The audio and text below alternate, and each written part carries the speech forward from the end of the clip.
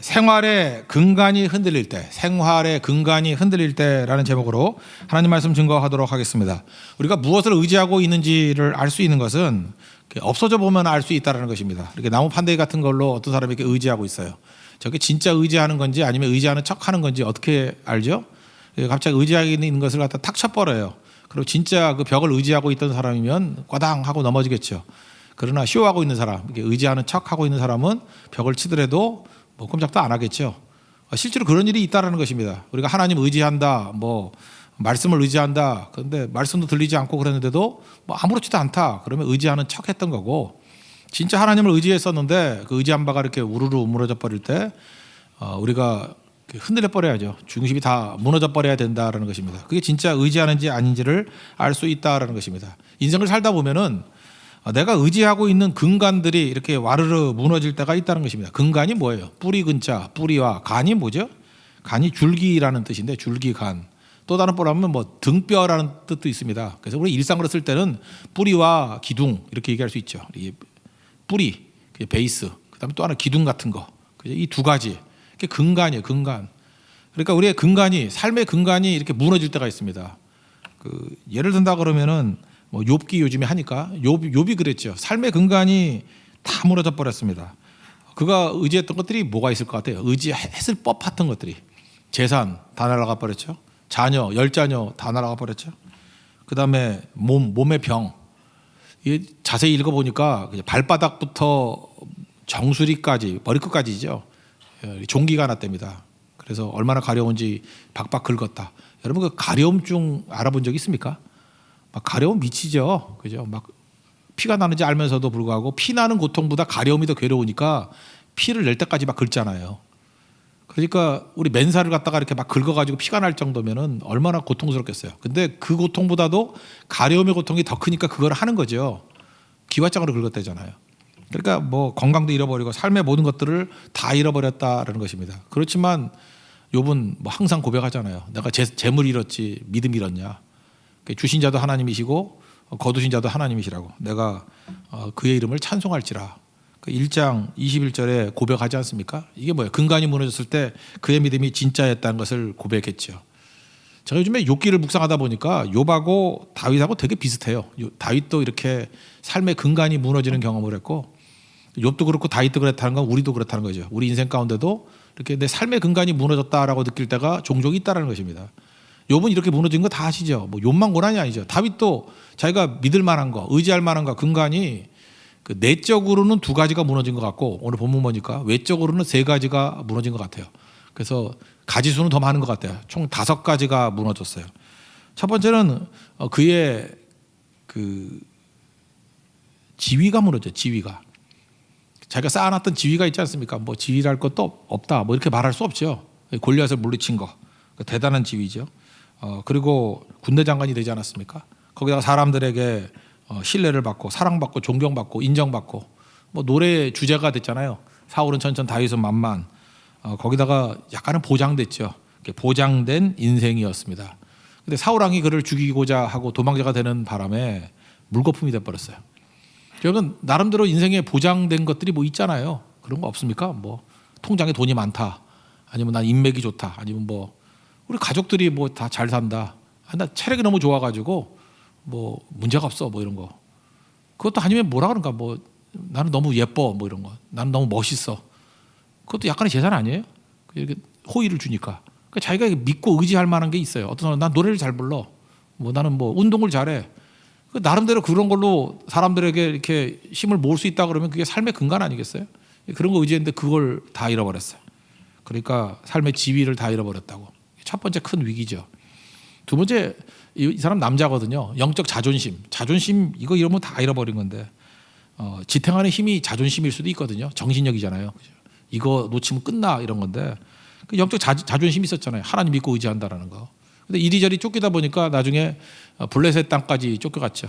골리앗 싸워 물리친 게 블레셋 아니에요. 거기 아기스 왕한테 가가지고 몸을 의탁했습니다.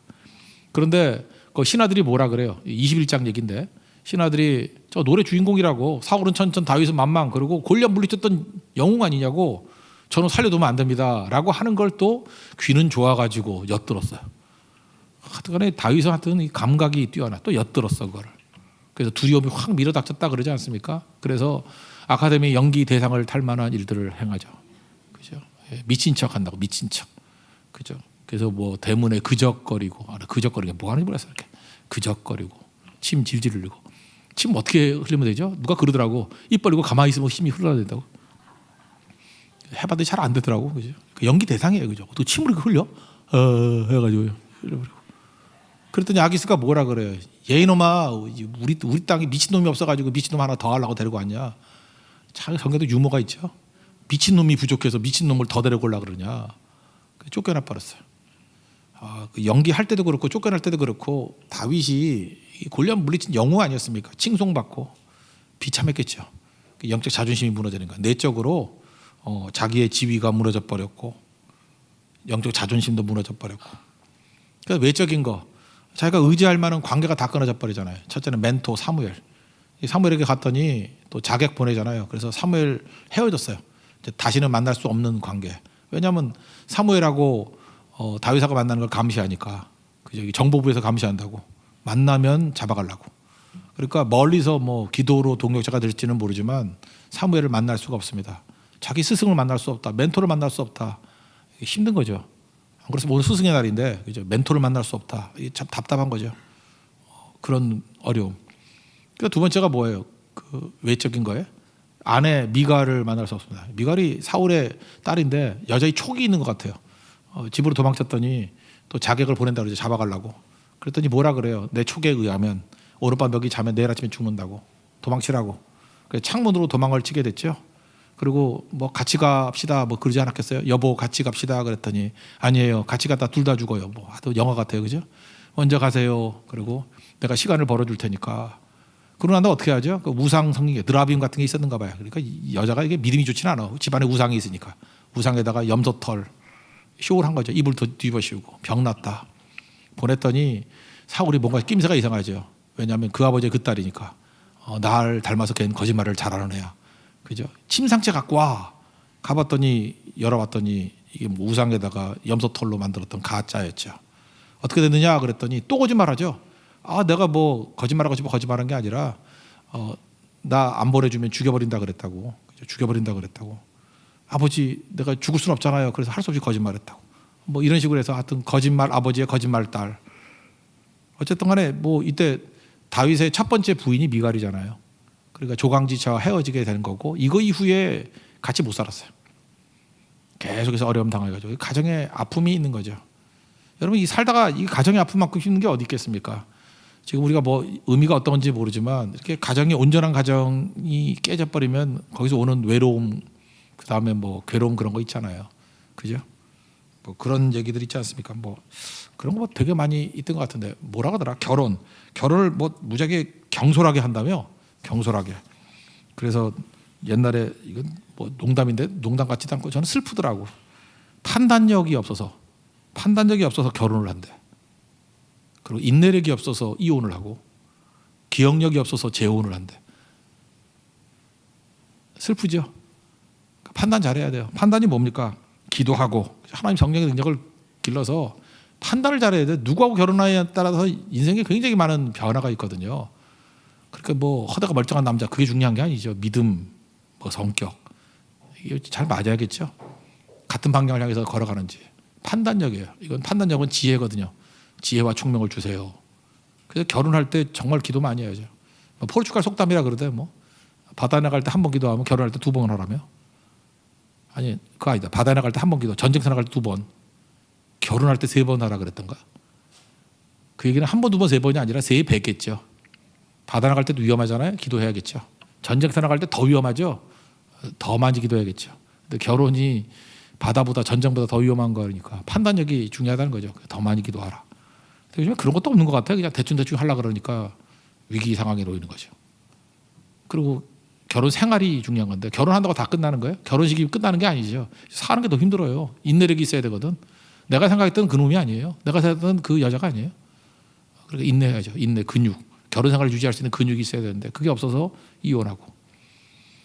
우리는 또 금붕어예요. 금붕어. 또 다 잊어버려가지고 다시 원점을 해서 기억력이 없어가지고 또 재혼하고. 재혼해서 깨져버리면 뭐 더 난장판이 돼버리는 거죠. 하여튼 근데 다윗에게는 이 시대 우리 현대인들이 굉장히 많이 가정이 지금 힘들어져 있지 않습니까? 그런 상황을 고대 사회는 이렇게 가정이 흔들리지 않았거든요. 근데 거기서 이걸 경험하잖아요. 그러니까 가정이 풍지박산났어요. 그게 다윗의 위기예요. 삶의 어떤 근간이 다 무너져 버렸잖아요. 그다음 다섯 번째, 그러니까 외적으로 세 번째인데 요나단 친구와 관계가 끊어져 버렸잖아요. 못 만나죠 이제. 친구가 또 원수의 아들이네. 그죠? 그렇게 만날 수가 없어요. 자기를 도와주지만. 그래 한번 다윗 이치를 놓고 보세요. 욥의 고난도 되게 큰 거지만 다윗의 고난도 만만치가 않아요. 욥의 고난 그러면 재산, 그다음에 자녀들 뭐 이거 되게 큰 거죠. 몸의 병. 이것도 뭐 상상도 못할 정도로 큰 거죠. 다윗도 못지 않다니까요. 다윗도 자기가 가지고 있는 모든 재산뿐만 아니라 지위 다 잃어버렸고 영적 자존심. 그래도 욥은 자존심은 갖고 있었던 것 같아요. 근데 자존심까지 다 무너졌고, 그죠? 다 무너졌고. 그다음에 관계 다 끊어져 버렸잖아요. 멘토 사무엘과의 관계 끊어지고, 아내 관계 끊어져서 가정이 힘들어지고, 친구도 없고. 세상에 이런 고독이 있습니까? 그러니까 삶의 근간, 생활의 근간이 다 무너져 버렸다는 거예요. 욥도 그렇고 다윗도 그렇고 우리도 그럴 수 있죠. 하나님께서 왜 이렇게 하시죠? 이게 생활의 근간이 무너졌을 때 하나님께서 그때 우리가 붙들기를 원하는 게 있습니다. 홀드온하는 걸 원하는 게 있다라는 거예요. 뭐냐면 이 상황 속에서 진짜가 무엇인지를 붙들라는 거예요. 진짜 삶의 근간이 무엇인가? 진짜가 뭐죠? 하나님이겠죠. 그러니까 욥이 그랬잖아요. 내가 재물 잃었지 믿음 잃었냐? 내가 재물 잃었지 하나님 잃었냐? 하나님 붙드는 거. 다윗도 그거예요. 다 무너졌을 때 뭐 공식이 똑같죠. 하나님 붙드는 거, 진짜 붙드는 게 중요하다는 것입니다. 우리 믿음 그러는데 믿음도 가짜일 수 있죠. 이렇게 믿음 같이 보였던 거 다 사라져요. 욥기 3장 23장 10절에 보세요. 내가 가는 길을 그가 아신다고 나를 단련하신 후에 내가 순금같이 나오리라. 이게 무슨 얘기예요? 이게 용광로 들어가면은 가짜는 다 타버리죠. 진짜 순금은 안 타잖아요. 물론 타요. 2000도 넘으면. 그렇지만 일반 온도에서는 안 타잖아요. 그러니까 순금 같은 그런 믿음, 하나님 이거 안 타한다는 것입니다. 그러니까 제일 중요한 거 붙들게 되는 거죠. 그래서 욥이 여러 가지 고난을 통해서 친구 의지할 것도 아니다. 그런 거 깨달았죠. 세상 의지할 것도 아니다. 뭐 심지어 아내를 너무 의지할 것도 아니더라. 뭐 하나님 욕하고 죽으라 그랬잖아. 그죠? 그리고 젊은이들에게 인기 좋았거든. 젊은이들 그 인기 의지할 것도 아니다. 나중에 젊은이들이 막 조롱하잖아요. 건강 의지할 것도 아니다. 건강했던 것 같아요. 근데 발바닥부터 정수리까지 이게 종기 났다니까요. 그 앨리스터 맥그라스라는 그 옥스포드 대학 교수 있죠. 그 뭐 C.S. 루이스의 뭐 후계자쯤 된다 그러는 분인데 이분이 이랬어요. 우리 삶 가운데 하나님께서 고난을 주신 이유가 뭐냐하면 내가 이제까지 신뢰했다 그러는 근간을 흔들어 버린다는 거예요. 그게 가짜라는 거. 어떤 때는 계좌를 의지하고 건강 의지하고 관계 의지하고 뭐 이런 것들 그걸 막 흔들어 버린다는 거예요. 목적이 뭐예요? 그 가짜라는 거예요. 그런 거 의지하면 안 된다는 거예요. 여러분 이제 건강해 보이지만 뭐 한 방에 훅까지 뭐 종합진단 받아봤더니 뭐가 나올지 알아. 인간이 그런 거예요. 그런 거 의지하면 안 돼요. 하나님 의지해야죠. 돈도 있다가도 없고 없다가도 있고 그러는 거지 뭐 그거 그 의지할 거 아니거든요. 그러니까 이게 흔드는 이유가 뭐예요? 가짜 의지했다가 어떡하려고 그래요? 큰일 나지. 진짜지 진짜. 진짜 하나님이 하나님 되심을 붙들기를 원하셨다라는 것입니다. 그 흔들리니까 그의 믿음이 진짜인 걸 증명하는 게 뭐예요? 멘토인 사무엘에게 뛰어가잖아요. 삶의 근간이 흔들릴 때. 이게 진짜 믿음이죠. 18절 한번 읽어볼까요? 18절 시작. 다윗이 도피하여 라마로 가서 사무엘에게로 나아가서 사울이 자기에게 행한 일을 다 전하였고 다윗과 사무엘이 나요스로 가서 살았더라. 그러니까 자기의 모든 것이 다 무너졌을 때 결국은 말씀이 있는 곳으로 갔다라는 거예요. 이게 중요해요. 우리 같으면 뭐예요? 교회로 왔다라는 거예요. 이것만 해도 여러분들 이게 삶에서 재편하는 아주 중요한 순간이라는 것입니다. 그래서 거기서 뭘 봤어요? 사무엘과 함께 있으면서 하나님께서 중요한 체험 하나를 해준 거야. 그게 바로 뭐냐면 예배의 능력, 예배의 영광이 얼마나 대단한 것인가, 꺼지지 않는 불이 얼마나 대단한 것인가. 그러니까 사무엘과 그 뭐 선지자 동료도 있지 않습니까? 그런데 거기 다윗과 함께 있다라는 얘기를 사울이 듣고 자객을 보냅니다. 자객을 보내요. 자객을 보냈는데 자객들이 왜 왔어요? 죽이려고 온 거 아니야. 죽이려고 왔는데 그 분위기가 너무 뜨겁고 너무 꺼지지 않는 성령의 불이 있는 거예요. 그래서 그 예언했다 그러는데 예언이라는 말은 지금 가면 영적 체험이에요. 어떤 엑스타시 이런 걸 체험했다고. 성령의 충만함을 체험했어요. 그래서 자객이 와가지고 활 들고 춤을 추는 거예요. 그죠? 칼 들고 칼 기도를 하는 거예요. 그래서 뒤집어진 거예요. 뒤집어진 거. 그래서 그들이 예언하면서 성령 충만해졌대요. 그러니까 무슨 얘기예요? 이렇게 교회도 올 때 뭐 빚쟁이들이 빚 받으려고 오는 사람 있잖아요. 빚 받으러 왔다가 내가 왜 왔는지 모르고 은혜가 충만해가지고 빚빚해서 지읒이 아니라 치읒이 돼가지고 성령의 빛을 받다 이러면서 갈 수도 있잖아요. 그런 거죠. 그러니까 그렇게 돼버렸다라는 거예요. 어떤 사람은 뭐 얼떨결에 구경하러 왔다가 그죠? 또 뭐 누구 좋아하는 사람 뭐 스토킹하러 따라왔다가 성령의 빛을 보고 막 변화가 된 거예요. 자격이 변화가 됐어요. 그래서 사울이 그 얘기를 듣고 열받아가지고 더 센 놈 보내야 돼. 그래가지고 야 우통 벗어. 그래가지고 용문신 있는 애들만 모았어. 그죠? 진짜는 아니고 용문신 있는 애들만 모아가지고 보냈어요. 더 센 놈들이다. 갔더니 용문신이 또 계속해서 용용 죽겠지 하면서 계속 춤추면서 또 변화가 되는 거예요. 그래서 열받아가지고 그죠? 이 자객들이 이 꼴이 뭐냐? 그래서 더 센 놈, 더 악한 놈 보내야지. 찾아보니까 없어요. 내가 직접 가겠다. 그래서 사울이 갔어요. 사울이 직접 갔더니 사울조차도 역시 그 성령의 감화가 너무 강력해가지고 그도 그죠? 막 손들면서 잡으러 죽이러 온 사울 왕이 같이 율동같이 하고 그죠? 그 율동하면서 무덤 이기신 예수 찬양하고 그랬다라는 거예요. 이거 어떻게 해석할 거예요 이게? 다윗이 이걸 본 거죠. 같이 있었잖아요. 아 성령이 강하게 임재하게 되면 자객도 변화가 되고 용문신 자객도 변화가 되고 나를 죽이러 왔던 사울왕도 변화가 되는구나. 이거 체험이에요. 예배 체험만큼 무서운 게 없어요. 예배는 꺼지지 않는 빛이 임하는 시간이고 하나님이 건드시면 변화되지 않을 사람이 없다. 이 기억이죠. 그래서 다윗 그러면 생각나는 게 뭐 예배죠. 저는 다윗의 예배 체험 중에서 이 체험이 굉장히 중요한 체험이라고 생각합니다. 도망 다니다가 사울의 일행 가운데 나요새에서 벌어졌던 이 예배 체험, 하나님의 임재 체험, 능력의 체험.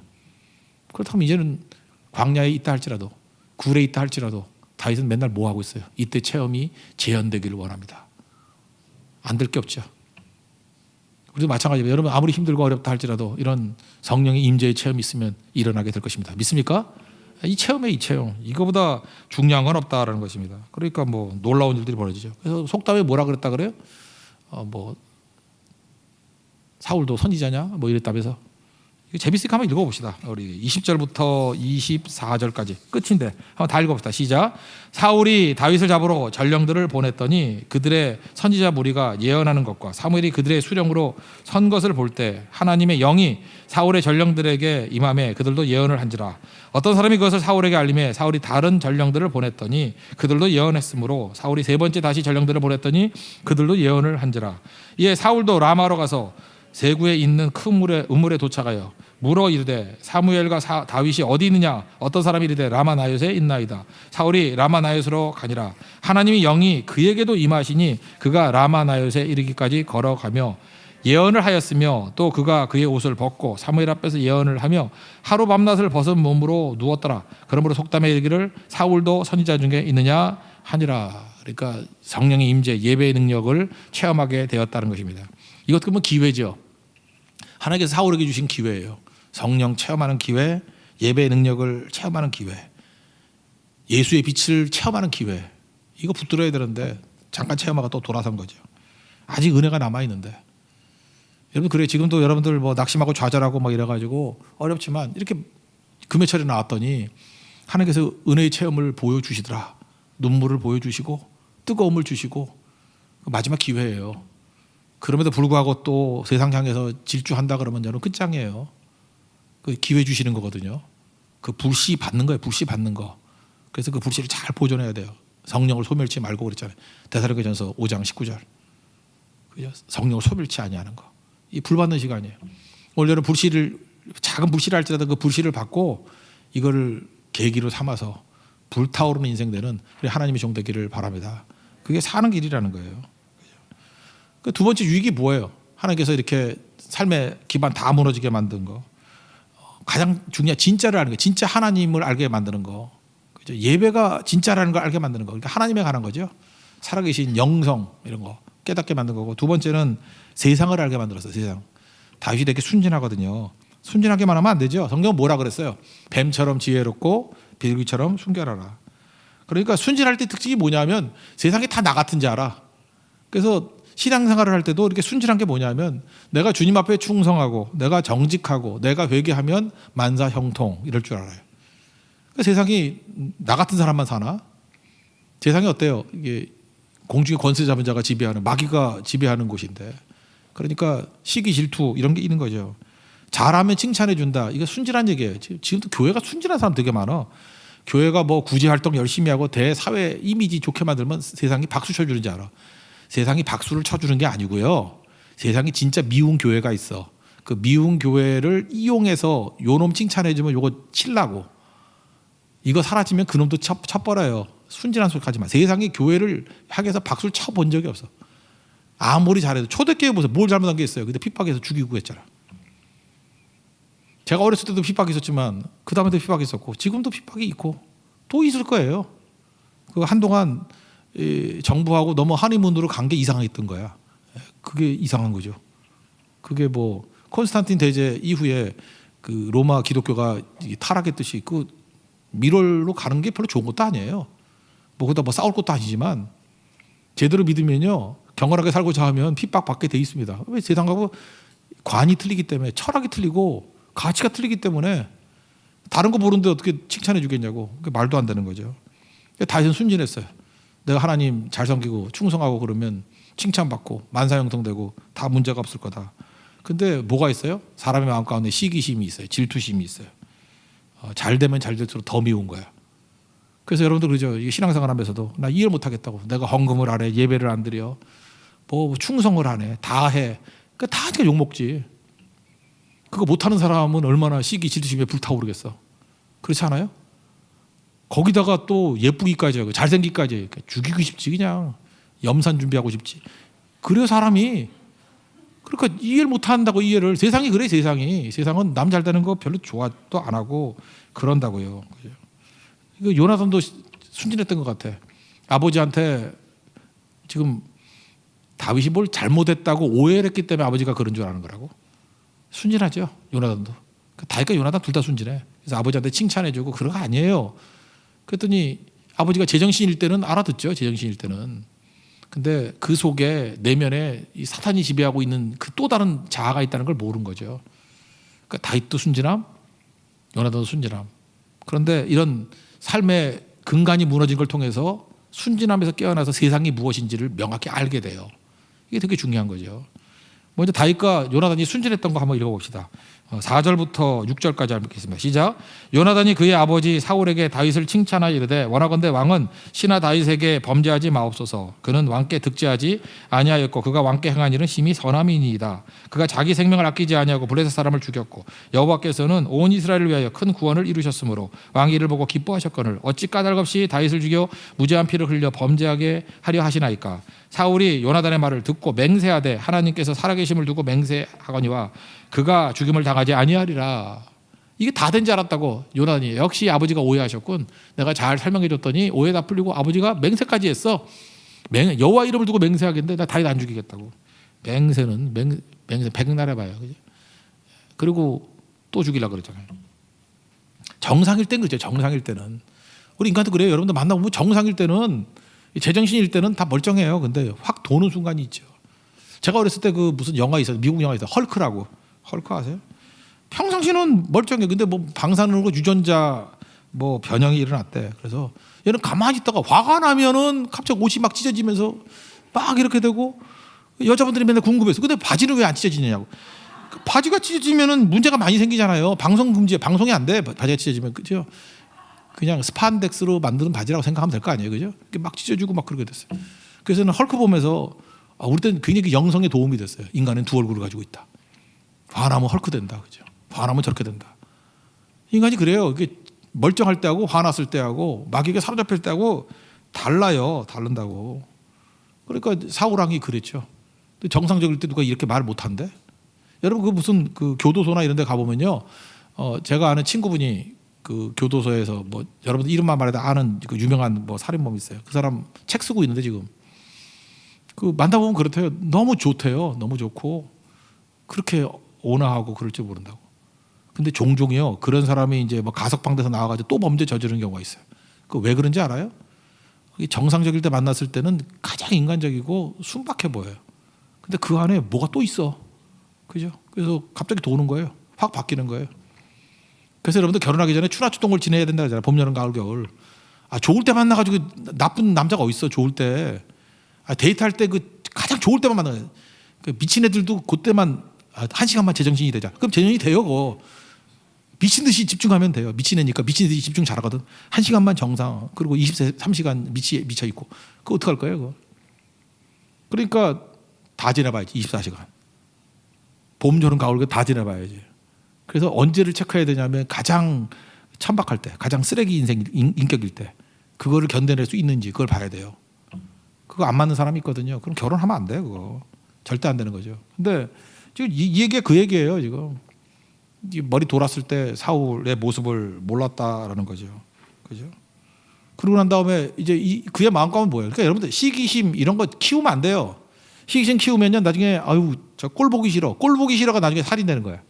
성경 그러잖아요. 그를 향해서 바보라고 미워하면 살인이라고. 그게 꼴 보기 싫다. 나는 꼴 보기 싫은 게 많아. 그래서 맨날 꼴 보기 싫은 얘기를 많이 하는 사람 있잖아요. 그 옆에 가지 말아요. 그 사람은 살인자예요. 곧 10만 주어지면 죽일 수 있어요. 그러다가 살인하는 거예요. 그러다가 그 자체가 살인이라고. 살인의 씨앗이에요. 그러니까 꼴 보기 싫은 게 있으면 안 되는 거죠. 그죠? 시기심 키우면 안 돼요. 시기심은 죄예요. 죄. 남 잘 되는 게 싫은 건 죄라고.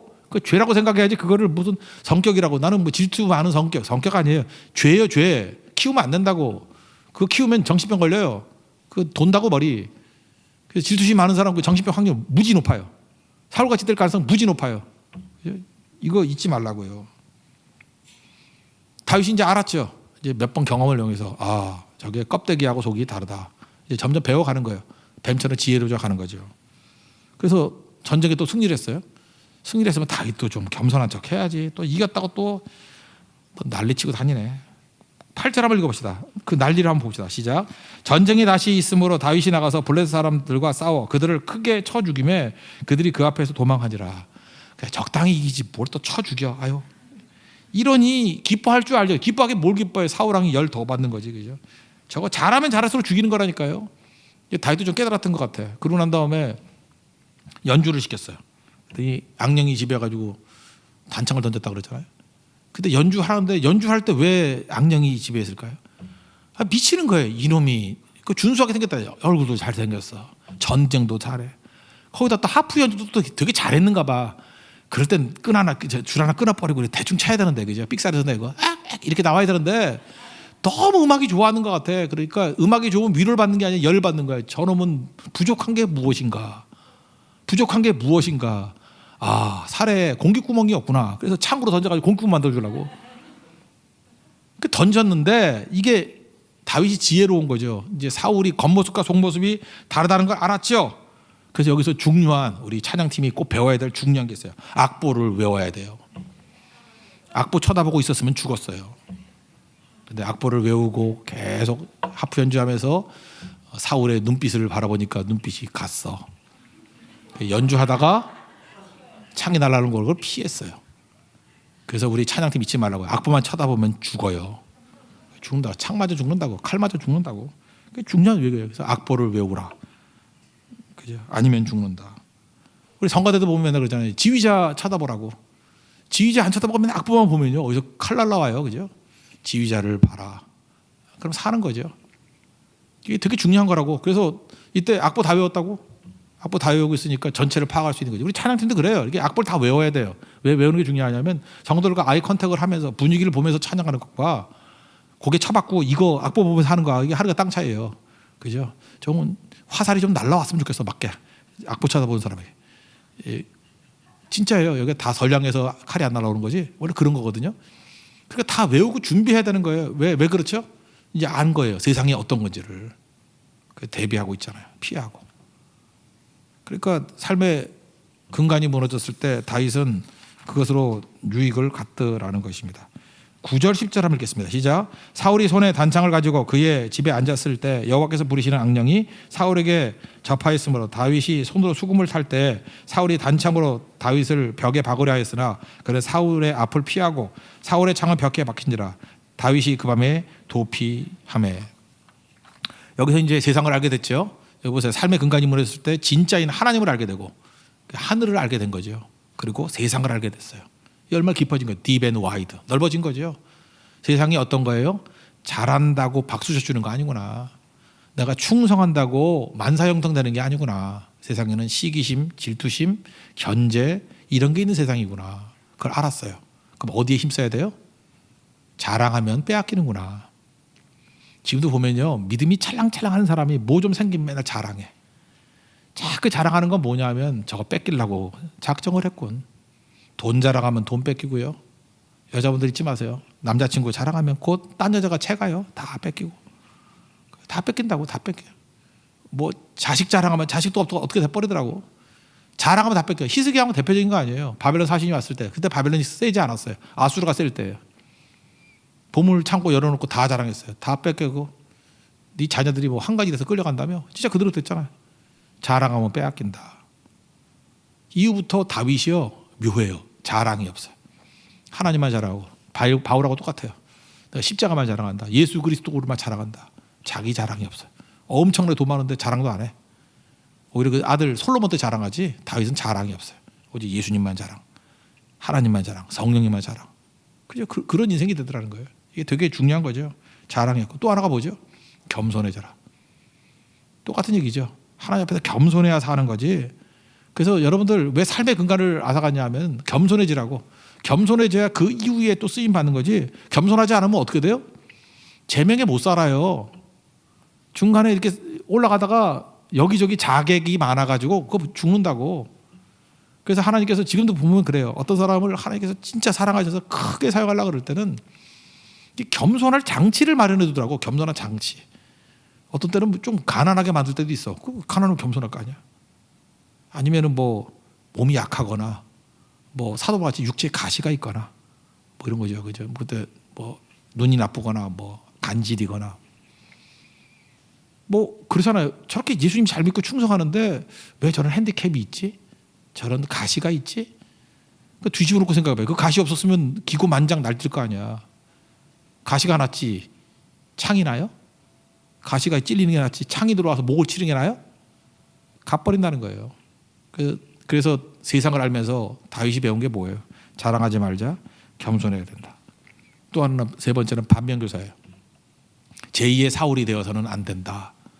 사울의 악함을 쭉 보면서 우리는 악한 자를 보면서 뭘 느끼느냐면 야, 인간이 저렇게 악할 수가 있나? 특별히 하나님의 백성이라고 자처하는 사람이 저렇게 악할 수가 있나? 그걸 통해서 욕만 하지 말고 저 모습이 내 안에도 있다는 거예요. 제2의 사울 돼서는 안 되지 하는 거. 다윗이 뭐 열등감 있고 상처도 있던 사람인데 뭐 다윗이 뭐 그런 거 없었겠어요? 그래서 이걸 보고 많이 배워서 이게 제어가 되는 거예요. 제어가. 근데 다윗에게도 여전히 악이 있다는 거 알죠? 이렇게 교집합 빼도 남는 게 있죠. 아니 자기 충성스러운 부하 우리야 죽이는 거 봐요. 그죠? 그 부인 뺏겠다고 죽일 때도 치사하게 죽이죠. 전쟁터에서 우연히 죽은 양. 그 부하한테 명령 내려서 전쟁터에서 성문 가까이 가. 그럼 우리야 빼놓고 후퇴해버려. 그럼 뭐 전쟁터에 네가 죽냐 내가 죽냐 알 게 뭐야. 적군의 손에 의해서 죽여. 정말 악한 거죠. 죄 위에 죄를 더한 거 아니에요. 그죠? 그리고 부하의 아내를 빼앗고 충성스러운 아내를. 그 아내가 동침하라 그럴 때도 안 가잖아요. 그죠? 그 충성스러운 우리아를. 우리가 너무 좋아해서 우리아야. 그죠? 그 우리아를 죽이잖아요.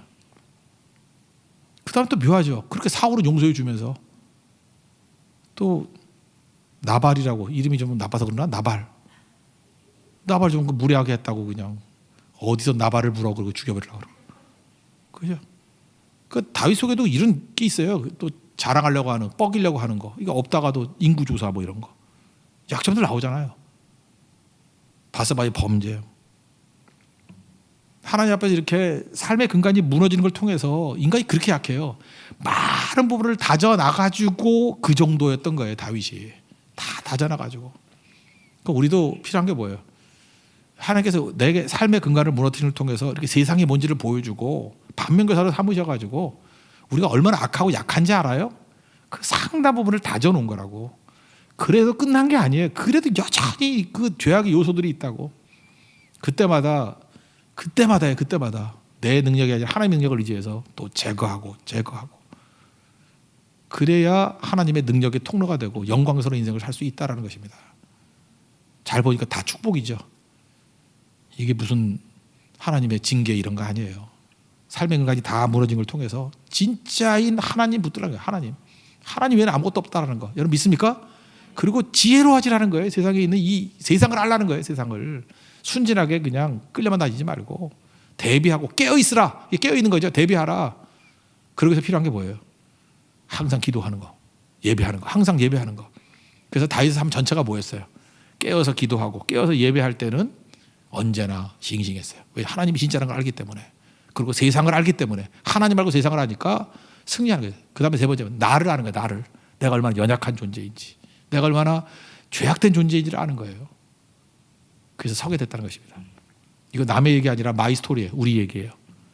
삶의 근간이 무너졌을 때 하나님, 진짜인 하나님 붙들고 세상을 알고 자랑할 것이 아니라 겸손해지면서 제2의 사울의 모습을 제거해 나갈 수 있는 우리 신실한 하나님 정되기를 축원합니다. 그래서 끝까지 기도하는 믿음의 정되기를 축원합니다. 자리에서 일어나겠습니다. 기도를 멈추지 마라 찬양하겠습니다.